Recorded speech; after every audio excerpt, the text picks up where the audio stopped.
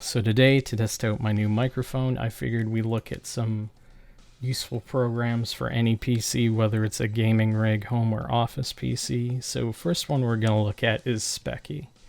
And this is a lightweight program just to see what different components are in a computer, basically, and get a little bit of telemetry out of it. So you can see we've got options for to look at the CPU, RAM, motherboard, graphics, and it's all pretty easy to read.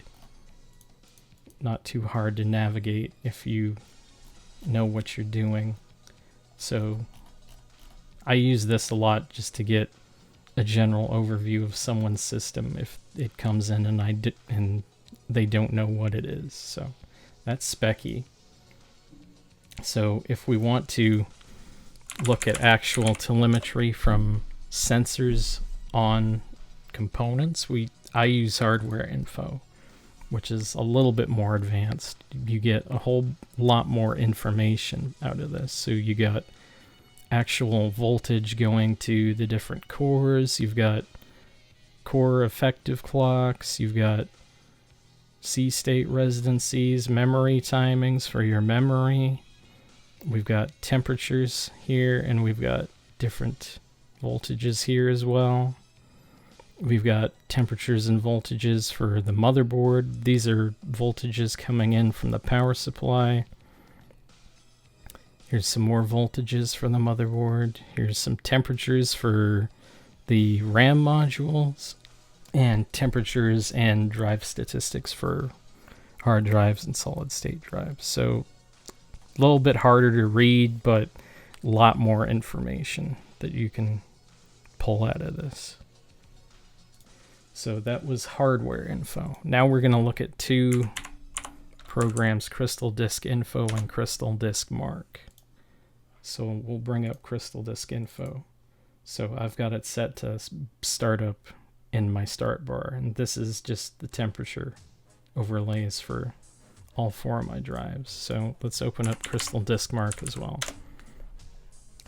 So Crystal Disk Info is for just general health of a solid state or a hard drive. So for a traditional mechanical hard drive with a read-write head and spinning platters, you're gonna just have a general health status. If it's something's going wrong with the drive, you're gonna see caution or bad, and that usually happens because there's something wrong with the sector counts down here.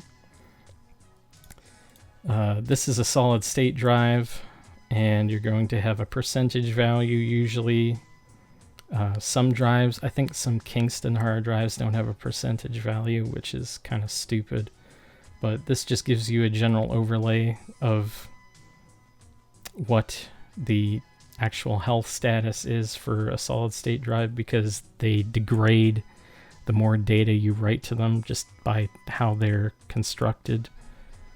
So this one has about 2 terabytes written to it, which is nothing. This is an NVMe drive, which is a solid state drive, but it's using the PCI lanes on the motherboard to read. That's what we're benchmarking here using Crystal Disk Mark. Crystal Disk Mark is just a suite for doing benchmarking of how fast a drive is. So say somebody comes in and says, well, my computer's slow, but it's got a good processor. What's going on? Then if it's a couple years old, they probably have a mechanical hard drive, which is a lot slower than an NVMe drive. You're looking at 100 megabytes a second per read, and even slower down here once you get into the random read cycles.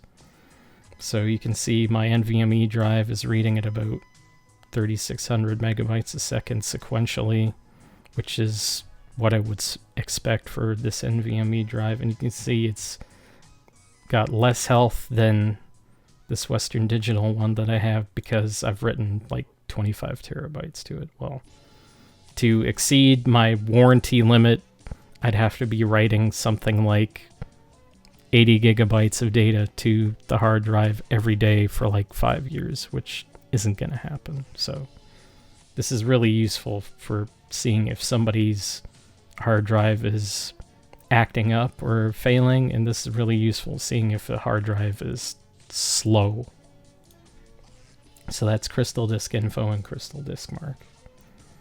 So next we're going to look at the Windows Debugger tool.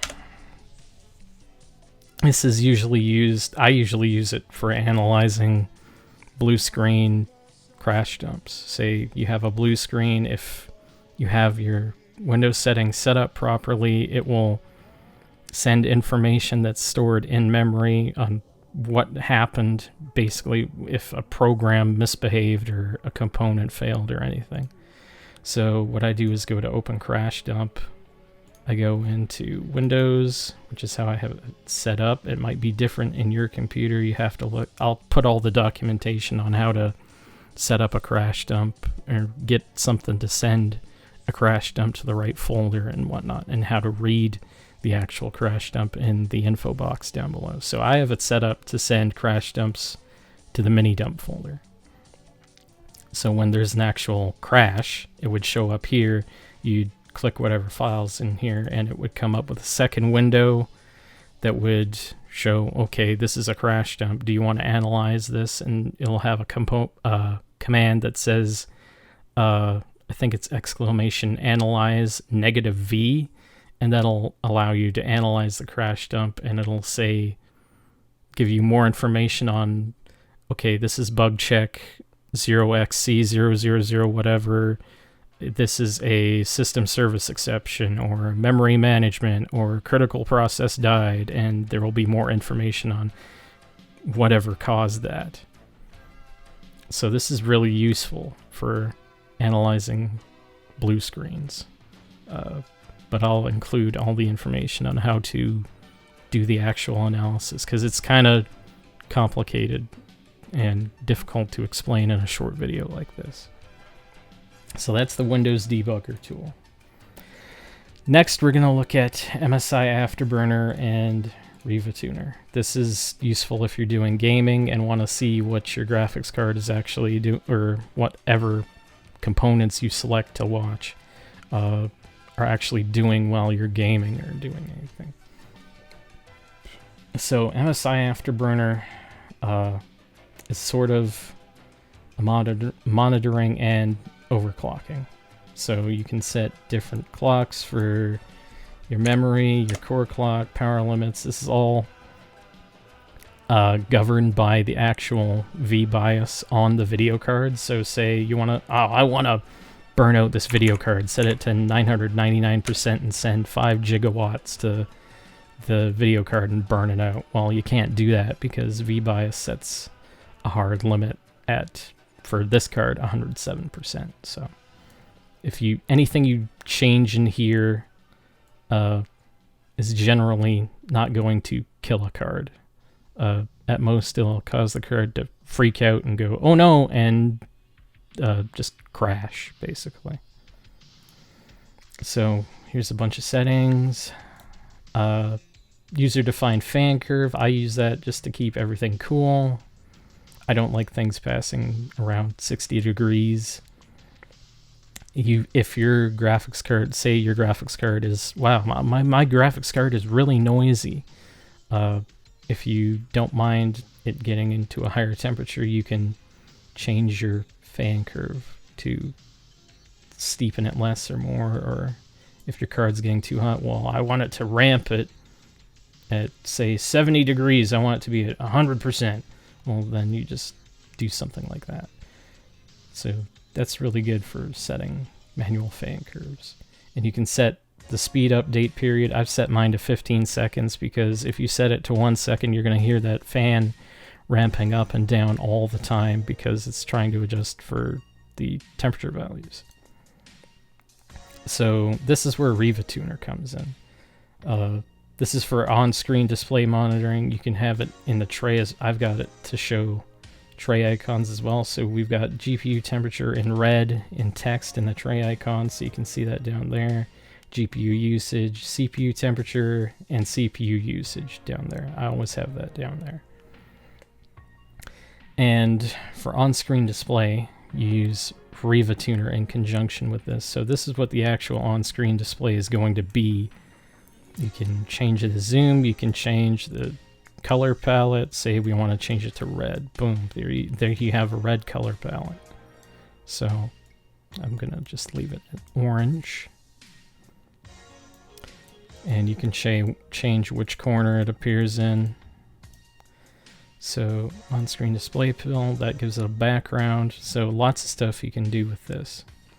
And you can configure it differently for different programs as well. So let's show this thing in action. So let's minimize this crap. So we're gonna open up American Truck Simulator and I'll be able to show that in action. So there's the on-screen display right there. I've got it in the upper right corner. So yours is probably not gonna look like this the first time you set it up, but I've got mine set up to show GPU temperature, actual usage, the actual clocks, the VRAM clocks and usage, the CPU temperature, usage, clock, and wattage. The wattage is the actual amount of power that's getting sent into the CPU, the amount of RAM that's being used, and what renderer is being used. In this case, it's DirectX 11, the frames per second, and the frame time. So this is useful if you want to see what your components are actually doing and how many frames per second you're actually getting. You can put a graph here. Say you want to display frames per second as a graph. You can do that through the on-screen settings and Afterburner as well. So lastly, we're going to look at Windaro Tweaker, which is a big customization program that you can use to customize Windows from 7 up to 11. I think they have Windows 11 support now too. But you can customize a whole bunch of different stuff in here if you want to. This is also really useful for disabling stuff like ads. Say you want to disable Windows Update and stop forced updates. And it gives you a little description here. So disable update nags and pop-ups and avoid any forced updates. So you can just straight up disable Windows Update. And I can go into check for updates and whoops, something went wrong. Well, that's because it's disabled. And you can't normally do that with Windows Update. And we can also disable telemetry. So disable any telemetry that gets sent to Microsoft. Well, nobody wants their information sent to a company now. So forget that, disable telemetry. So there's a whole bunch of other settings that you can mess with in here. So that's Windaro Tweaker. So all these programs I'll list down in the info box, as well as more in-depth documentation on Windows Debugger if you want to mess with blue screens and see if you're doing troubleshooting, or say you're troubleshooting your mom's computer or something. So I guess that's it, and we'll see you in the next video.